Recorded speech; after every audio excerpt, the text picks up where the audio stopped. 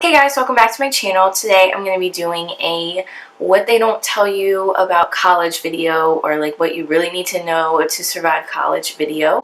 So if you don't already know me, I'm Kayla. I make beauty, fashion, hair type of videos on YouTube, and today I'm going to be telling you a lot about college because I am a junior in college now. It's so scary to say that. I'm like halfway done, and it's terrifying because it's just one step closer to adulting, and I don't even want to think about that right now. But if you haven't already, go ahead and click the subscribe button so that you can stay updated, see what I'm doing in college, see any more advice videos or any like makeup and fashion and hair and all that stuff videos, and join the fam. So I have my laptop right here, and I just wrote down some ideas because I tend to ramble on a lot and I need to like stay focused on different things. So I'm going to hop right in, and if you're interested in seeing all my tips and tricks from my experiences in college, then just keep on watching. So the first one is you will be alone. And like, when I say that, I don't mean like you're not gonna have any friends, like you're gonna be a loner, or like you're literally alone. What I mean is that like when you go to college, like there's literally nobody telling you to get up on time for class, to do your homework, to study, that you need to eat something, that you need to eat healthier, to stop eating those Snickers bars at 2 in the morning, to make smart choices, to stop drinking. Like, unless like your friend, like I'm not gonna say like your friends don't care about you, like obviously they do, but ultimately like the major responsibility, choices and things are on you. So it's really like, especially if you are going into your freshman year of college, or even if you're somebody who's going to live on campus or live like away from home for the first time for college, this is like a big shock. And it's like weird because you don't have your mom nagging you all the time. Like, yeah, your mom might text you or call you and like make sure that you're doing things, but you could easily like say, yeah mom, I'm doing my homework, as you're like getting ready to go out that night. Like, it's so easy to get distracted, which is like really important that you do have a lot of friends that care about you so that they can help you. But ultimately everything is on you, and I don't mean to scare you, but it's just kind of like you have to decide, okay, I'm going to sit down and do my homework. I'm not going to go out tonight. I'm going to sit down and do my homework and get shit done. The next thing is skipping class.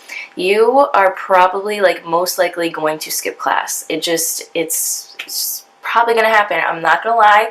I've skipped class a couple times. It's not that I like don't care about school or anything. It's just like sometimes you just don't feel good. Sometimes you're just really tired. And sometimes like you wait till the last minute to get something done. You just need to get it done. So you're like, I'm just going to skip this other class. Like, I have friends in it. They can take notes from me or something. Shit happens. Or sometimes you just don't feel like going to class.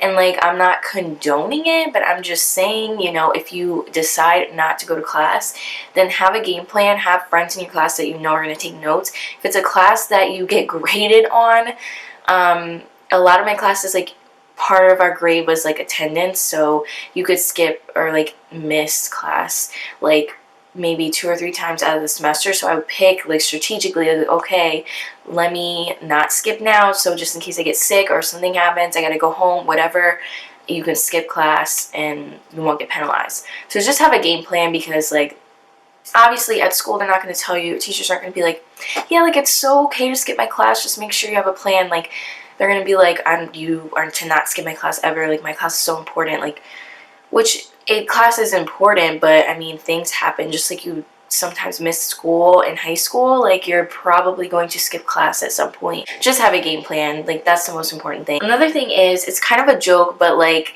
you'll see, it's a quote that I found, or like some saying or whatever. It's like, if you think that your roommate is great, then you're the bad roommate.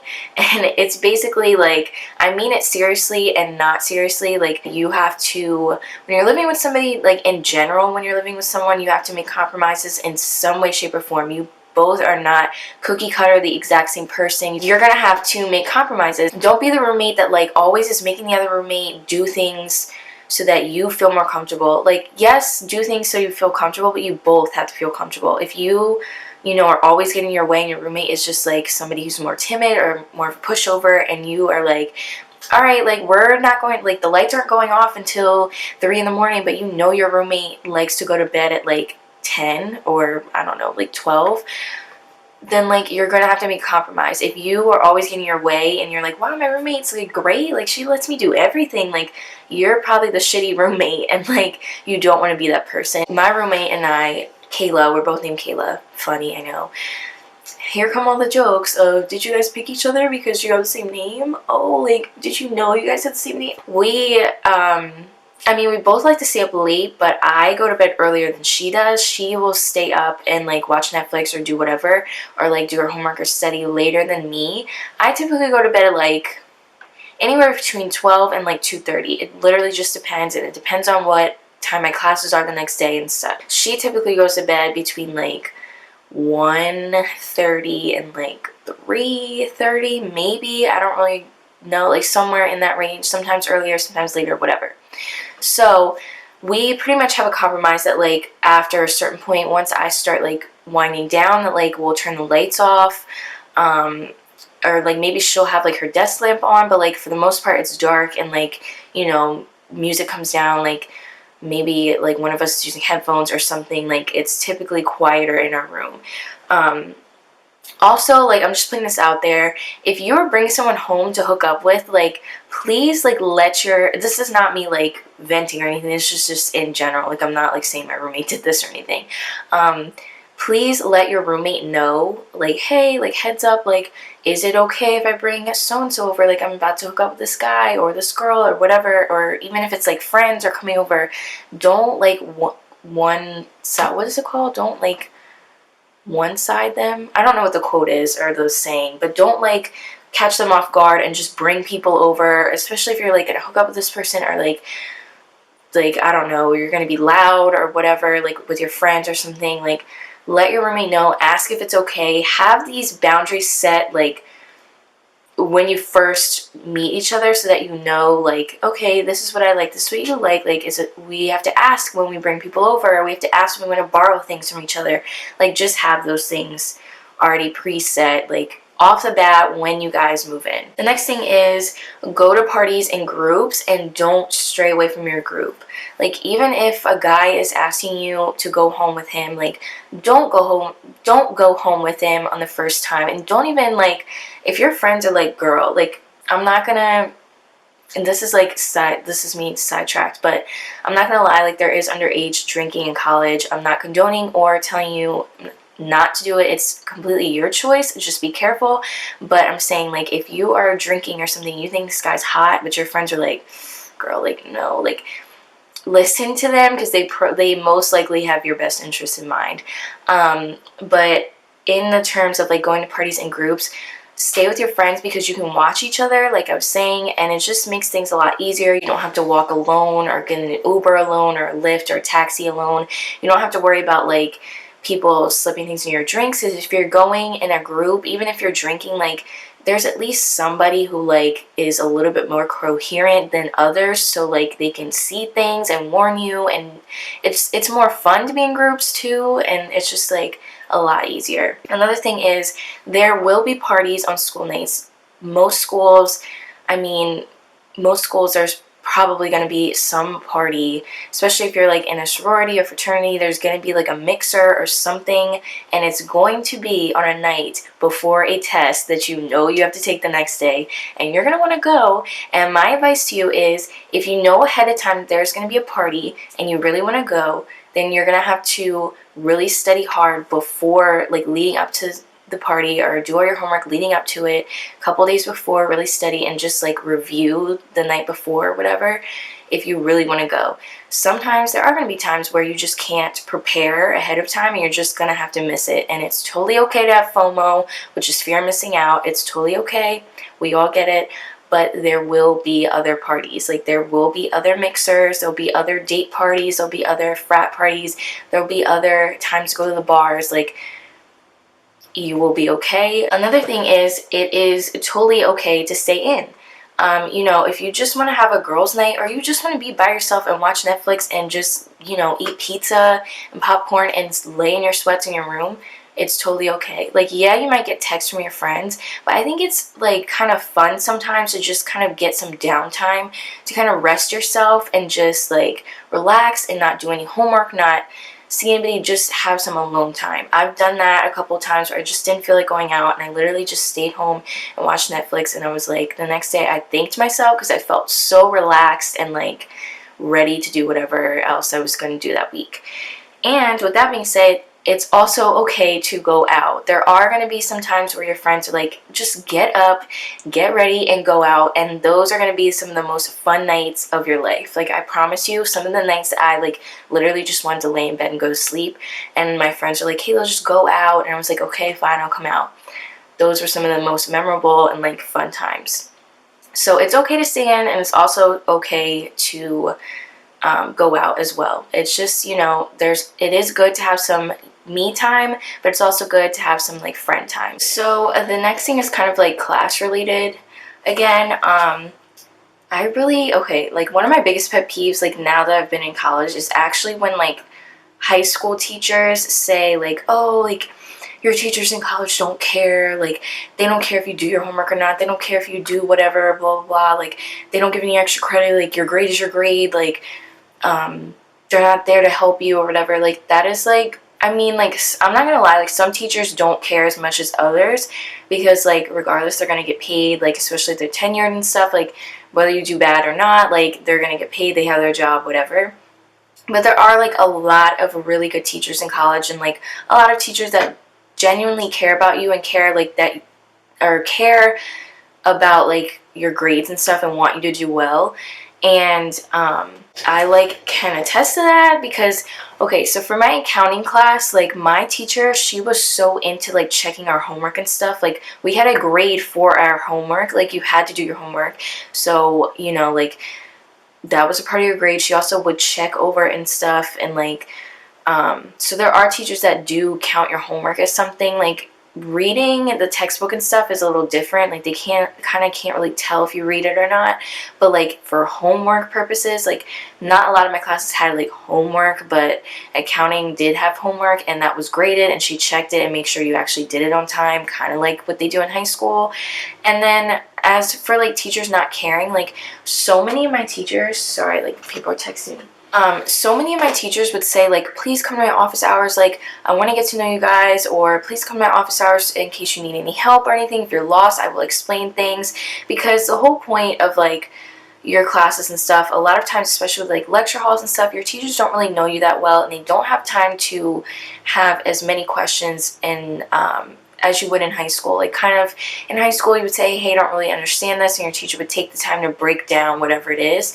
In college sometimes you do, but it really just depends on the allotted time of your class. If your class is only 50 minutes, your teacher is literally most likely going to talk the majority of the class period. Sometimes you may have a discussion, like open discussion, where you guys can bounce ideas off each other and raise your hand and stuff like that. But like majority of the time, if you're in a lecture hall or something, or your classes are like 50 minutes or something like that, your teacher is lecturing like 99% of the time. So that's why they say, you know, if you want to talk about it more or you have questions and stuff, please come to office hours. A lot of teachers also will, like, if they know your face and stuff, they may be more lenient when they're grading you. Like, for an example, I was really struggling in my statistics class. I'm not a math person, even though I'm a business major, and that's you kind of have to be like decent with math. I was really struggling. I went to my teacher and I was like, look, like if I don't do well in your final, like I'm not gonna do well in your class, and like I need to get a certain grade so that the class would count towards my major, so I wouldn't have to like retake it. It's not that I would have failed the class, it's just I needed to get a certain grade in order for it to count so that I didn't have to retake it. So he was, you know, really working with me and making sure I understood everything. We went over the tests, we went over things in class, and like, you know, he would ask me after class, like, do you understand, blah blah blah. I ended up passing his class, which was really great. It wasn't like I didn't get an A or anything, but like I passed the class and stuff. So like that right there like contradicts so much that like high school teachers say. I mean, I'm not saying every teacher is like that, or every teacher checks your homework and stuff. Like there are some teachers, especially if it's like a big huge lecture hall of like 300 kids, that don't really care to know your name and don't really care if you do well or not. But like not all teachers in college are like that. I feel like your teachers in high school try to do that to scare you so that you will do well and learn to be more independent, but it's not the case with every teacher. The next thing is you're going to have to read. Like, you know, the textbooks that you get in high school that you barely even opened up, or, I mean, maybe some people read them, but I personally didn't really read them unless there was homework assigned to it and you had to read it or something, or like we had like a quiz or something.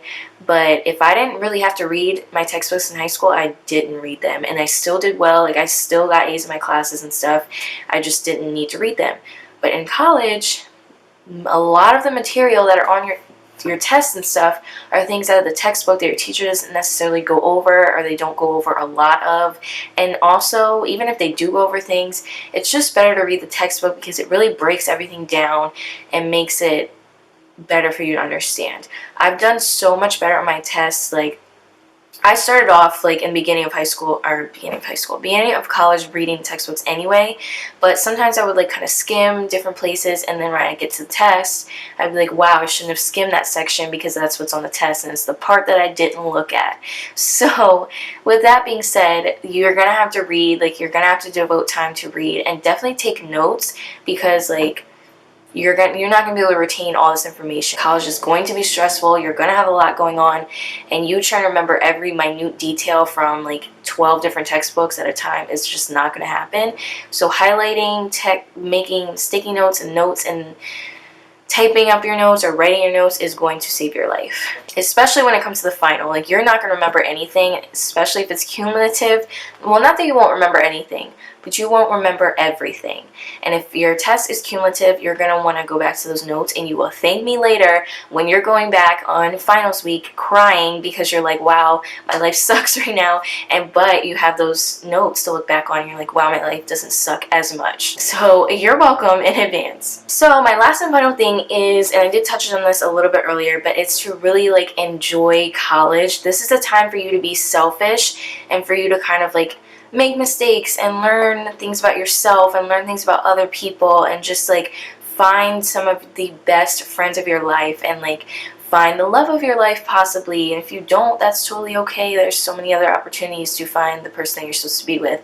But you know, your roommate and stuff might be the bridesmaid or the maid of honor in your wedding. Like, your best friend in your English class that you kept up with and like are really close with and go out with on Friday nights might be the godmom of your kid. Like, literally just take the time to enjoy, like take time for yourself, but just try to do as many different things as you can in college and just make so many memories, because this is some of the last years for you to not have so much weight and responsibility on yourself, which is why it's scaring me, because I have 2 more years to kind of not be a real adult or a real person, because after that, like, you either go to grad school or you get a job, and like, you're a real person, you have bills to pay, and you like, you know, like, can't really like go out every night anymore. Like, you have a job, like, you know, like your life is like, you're an adult, like a real living, a breathing adult. So try and enjoy college, because that's the last time you can kind of like be dumb, but in a like smart way, you know what I mean? Like, you can just kind of like be selfish and like do things for you and enjoy and just enjoy college. So that is it for all the things that they don't tell you, or things you really need to know for college. I hope you guys enjoyed, and don't forget to like, comment, subscribe, and stay tuned on my channel for more back to school videos. Bye guys! Hey guys, welcome back to my channel. Today I'm going to be doing a high school makeup look. This is something that I literally wore in high school. I even use a lot of the products that I used when I was in high school. If you are new to my channel, my name's Kayla. I am a college student, so that's why I keep saying like when I was in high school. I know I look like I'm still in high school, but like, we're not going to discuss that because I get that